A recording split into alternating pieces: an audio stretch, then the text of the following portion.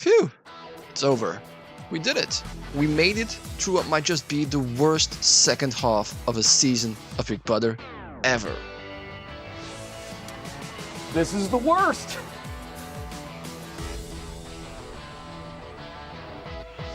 Considering the history of Big Brother, that's saying a lot.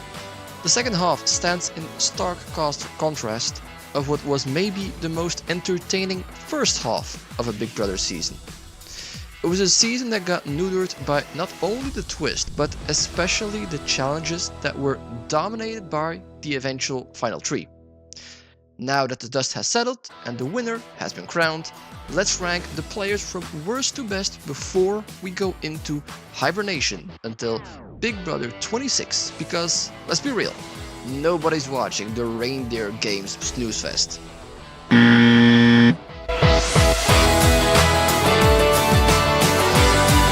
Last place? Should you really be surprised? Blue has not shown one sliver of decent gameplay in the 86 days she was there. Quite the accomplishment. Her game was dictated by others. Initially Jared, and after it was Matt and Jack. Even when she was voted out, she showed no understanding of her own position in the game. In my opinion, her online over-the-top personality is a way of hiding her insecurities. She was entertaining, sure, but as a player, there was nothing there. I guess that's me! It's difficult to judge Kirsten. For the limited time we've seen her, she was playing way too hard, way too fast. That being said, she did show gameplay. If only she restrained herself a bit, she might have been a half-decent player. It could have been truly a different Big Brother verse if she survived that first week. Another one that really didn't do much. Red hatched his wagon to the professors, which initially kept him safe. Sadly, he also hatched his wagon to Cameron. Even though Cameron could have been a shield for him, it made him a target instead.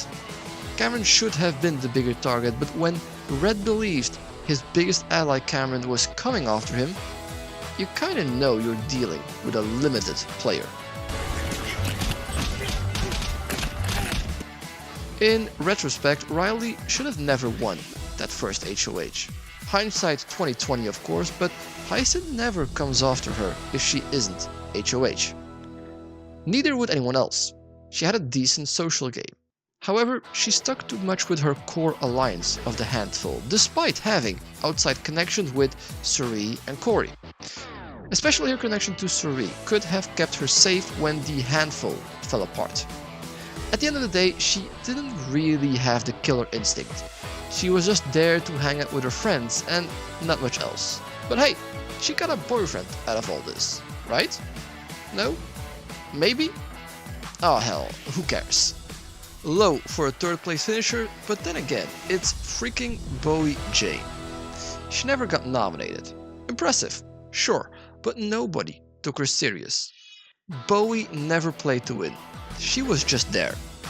Bowie Jane never turned on Matt and Jack. They gave her an alliance where she felt included, even though she wasn't really. That second double eviction was one of the turning points of the season. Matt and Jack could have felt the heat, but instead Bowie made the easy choice, which she did all season. That's crazy! America's favorite houseguest, which is still somewhat of a surprise. Yes, he was one of the main characters this season and he won a ton of challenges, but he was kind of the villain of the season. Even though he was clearly a calm beast, it mostly stopped there. His social game was atrocious. He alienated so many people with his weird behavior. For worst of all, he has no self-awareness whatsoever. Unaware players might be entertaining to see fumble, but they're horrible players at the game. Pack your bags. Hyacin might be this season's biggest regret. Obviously, he was way too dominating, but he was also loyal to the professors. He could have been the perfect shield for Suri, but his controlling attitude was too much to deal with. He lacked the self-awareness to take a step back and let the game happen. Hyacin always had to be in the driving seat, and by doing so, suffocated his own allies, to the point that they voted him out. A shame for Hyacin, Suri, her allies, and us, because he was entertaining to watch. Jared is an interesting one. he came in with a huge advantage. Suri feels. Having Suri as your mom should be huge. Sit back and let your mom do the work. But that's not really Jarrett. He infiltrated the handful and was detrimental to taking down that early majority alliance. It allowed Suri to set up her structure as the dominating one. That should have been the hard part. Jarrett, however, was his own worst enemy. As long as Suri was there, she could course correct him, but the moment that Suri was incapacitated in the kayak punishment, Jarrett did irreparable damage that would eventually lead to his downfall. It's true. If there was one turning point in the season, it was Izzy's eviction. Her eviction started to crumbling a Suri's structure. Izzy was more loyal to Suri than Jarrett, Suri's actual son.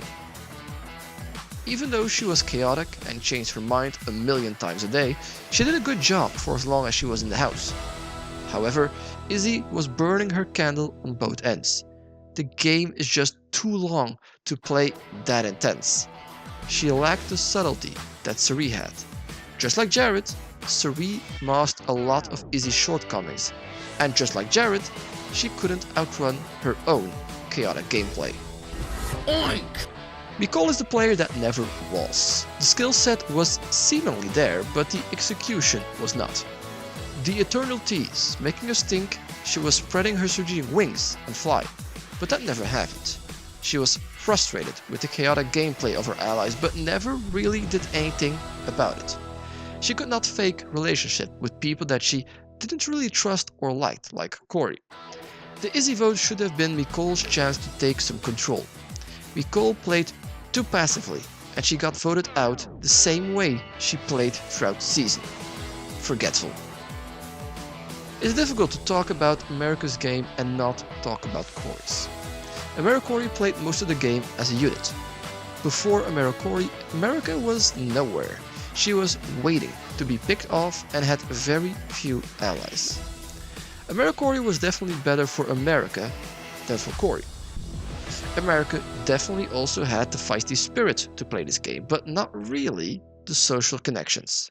Let's not forget, it was America that lit the fuse to the Izzy blindside, but without Corey's social connections, that fuse would have never reached the dynamite.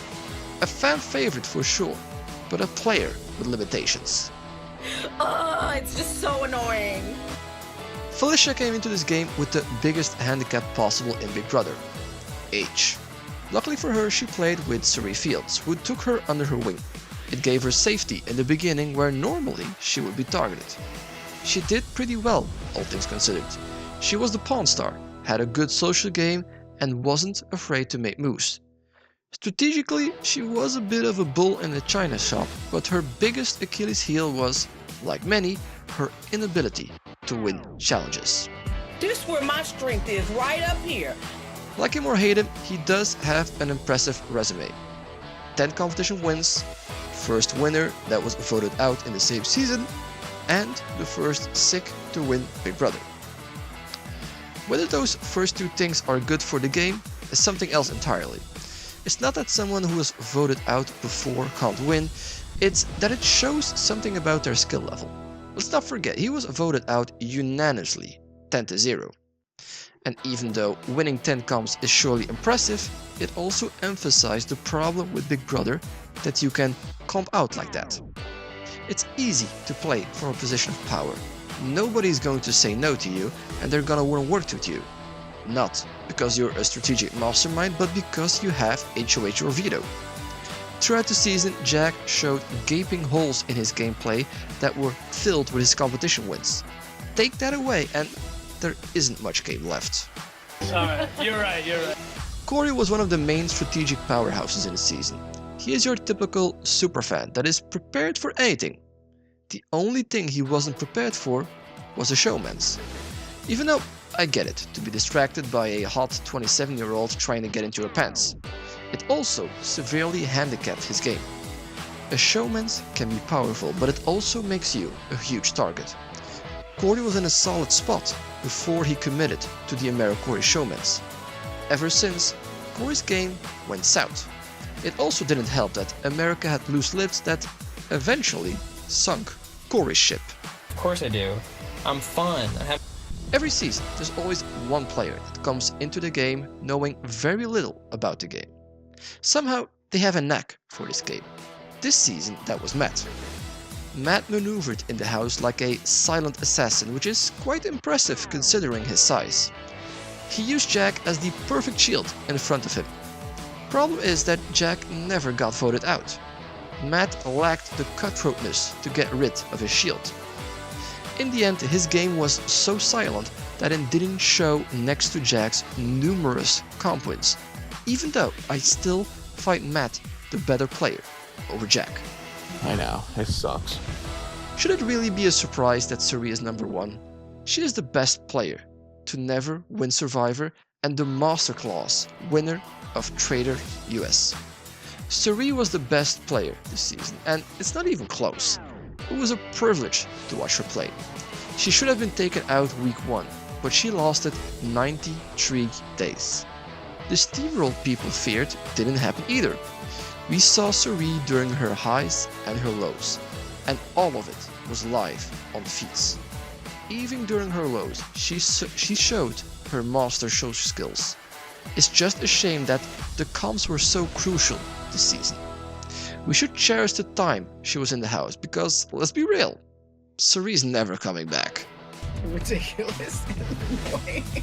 Big Brother 25 was a season with 2 faces, a beautiful one and an ugly one. Even though we should remember the season for its sizzling first half, it should also be a lesson why Big Brother is being held back by the twists and the cons. The question remains, will the show learn and evolve? That's a great question. I kinda doubt it, but one can always hope. Until next season. See you next summer.